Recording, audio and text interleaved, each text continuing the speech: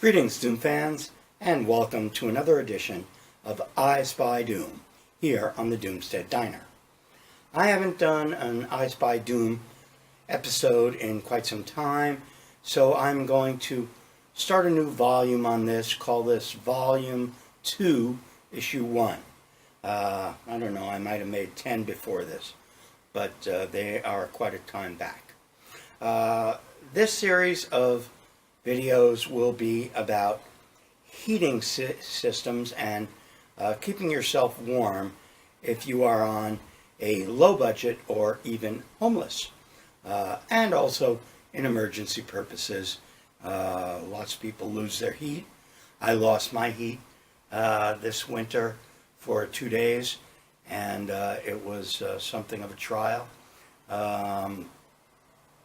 But there are means around it, and I live in a very cold environment. I live in Alaska, the last great frontier, as I like to refer to it. So, heating and staying warm is a very important consideration for me.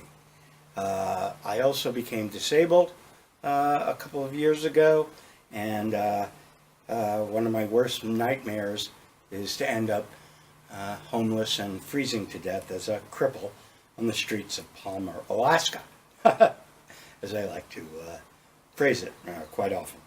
So I concern myself with heating quite a bit, and I also recently purchased a used 1999 vintage Ford conversion van with a raised roof, which I call Savannah, and is my stealth van to live in if I can't afford where I am right now, which is my digs, and I am on the porch here, which is also my workshop. So many of the videos that you will see in this series will come from this porch, and others will also come from my alternate location where I take my stealth van, Savannah, to test out various systems for living in a vehicle.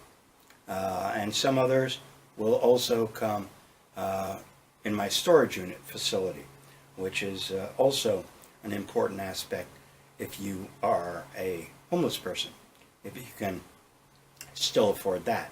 If you are down below the level of being able to afford around $40 or $50 a month for a storage unit, you are in the deep doo-doo. Hopefully you never get down that low. And I hope never to myself. At least not until the monetary system fails. Anyhow, as far as heating goes, the most important thing you have to deal with before you even start on creating heating solutions that are adding heat to your environment is to not lose the heat that you already got. That's the heat that your body is making. So in this one, we're going to talk about how to insulate yourself. And the more you can keep your heat to yourself and not let it radiate into the atmosphere and eventually become thermodynamic waste that eventually burns itself out through the whole universe. You want to keep it to yourself as long as you can, right?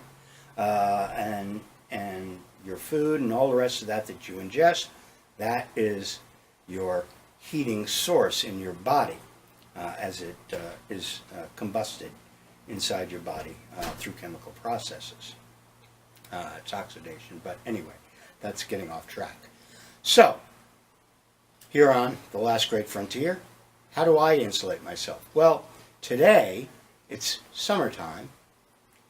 It's after the solstice, and the temperature right now is I'm getting 58 degrees or so on the thermometer.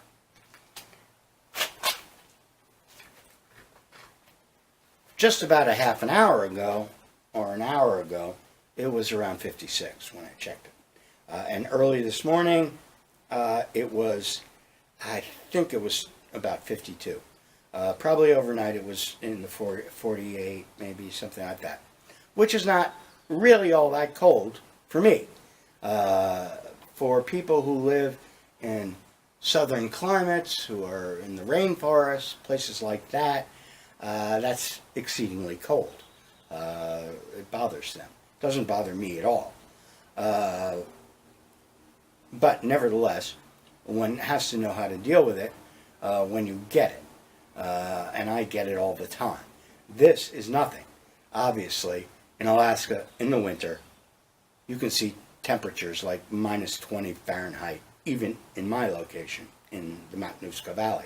You go up to Fairbanks, you can get minus 30, minus 40, and you go up to Barrow, and you can see minus 50. So, and that's Fahrenheit.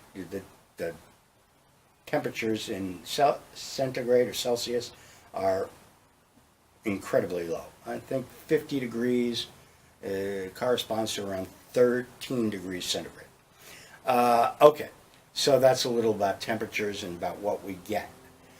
For me, comfort zone for sleeping, for living, and for doing just general tasks is in the low 60s Fahrenheit.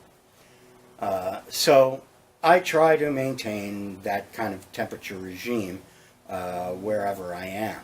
And if the temperature outside is lower than that, then I insulate myself up. As you can see here, what I currently have on, I'm on about 4 layers right now. I've got an undershirt on, I've got a long sleeve insulated shirt above that's the camo thing you see. Then I've got a hoodie, a nice gray hoodie, real cheap from Walmart, 10 bucks. And finally above that I have on a vest, an insulated vest.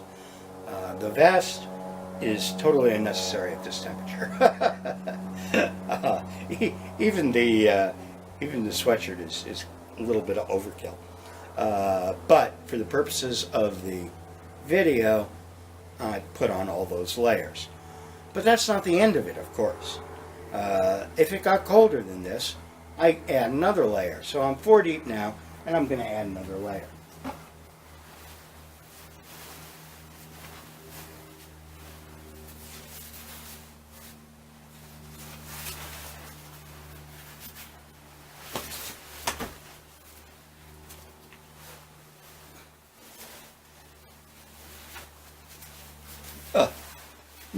Jeez.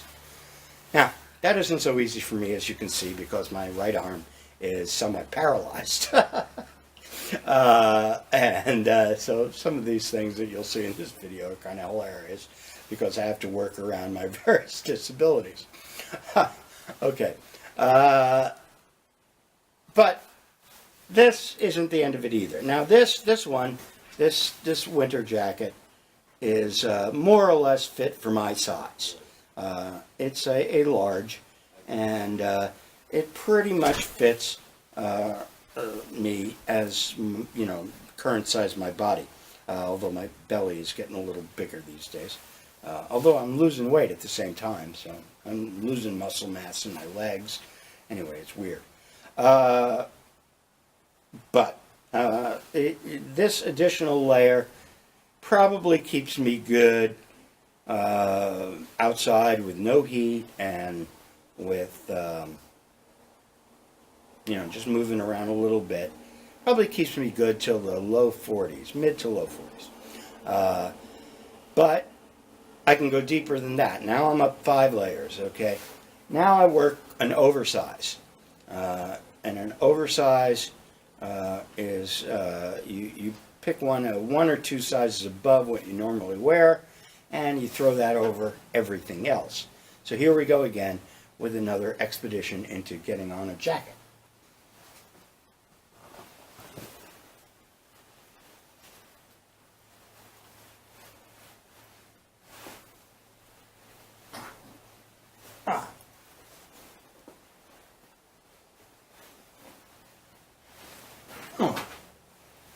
Oh boy.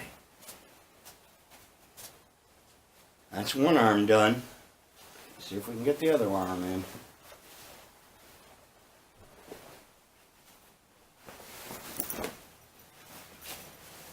Yeesh.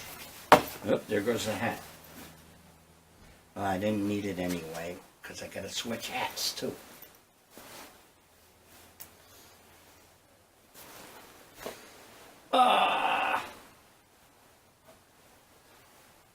Oh, good Lord, I made it. Okay, so now I am as bundled up as I'm going to get. This level of bundling is probably good into the low 30s, even the 20s Fahrenheit if I am a little bit active. If I'm sitting around, and as I usually am, and not working up any body heat of my own, then over a period of time, an hour or 2 hours, I'll start to feel chilled. I will need an exterior source of heat at that point. The other important area is your head. Your head radiates a lot of heat because your brain uses a lot of your blood. It's a very energy intensive process just to think. So even though I don't get much physical exercise, I think a lot. So I burn a lot of energy that way. So you got to insulate your head too. And I find this is one of my many hats, to be the best. It's a shearling, a sheepskin, which I picked up when I was trucking in, I believe it was Minnesota. And it's real good because besides being like this and keeping the heat in down, when it's real cold, wind is blowing, these ear flaps come down. And you can bundle up your head almost completely that way, and you can pull over your hoodie also on top of the whole business. So you have really insulated yourself at this point. At the lower end of the body, you can do similar things. The lower end of the body, first, start with your regular underwear, because you want to keep everything else clean. After the regular underwear, you go with long johns or long underwear. And you can buy various types of those. There are polypropylene ones that wick your moisture, your skin sweat away. But I don't generally find those necessary. Good old-fashioned cotton long underwear is good. After that, you wear your regular pair of pants. Jeans, cargo pants for me most of the time. Whatever is good. And then you can throw on after them a set of a little bit oversized sweatpants. And finally, if things are really, really cold, then you throw on ski pants or some kind of outdoor overall for the cold weather. There's lots of them available. Carhartt makes a whole bunch of really expensive ones. And if you throw that on, then the lower part of your body is good to go for probably 20 or 30 below if you're that many layers deep. Feet, you can do similar things. Hands, you start with thin leather gloves. You add insulated gloves over those, and finally you can put big ass musher's mittens over those. I'll show you big ass musher's mittens at some point. I have a beautiful pair of red fox fur ones. All right, so that concludes the episode on insulating yourself for cold weather. Coming up in the next episode, we will go through the most primitive forms of self-heating for the homeless.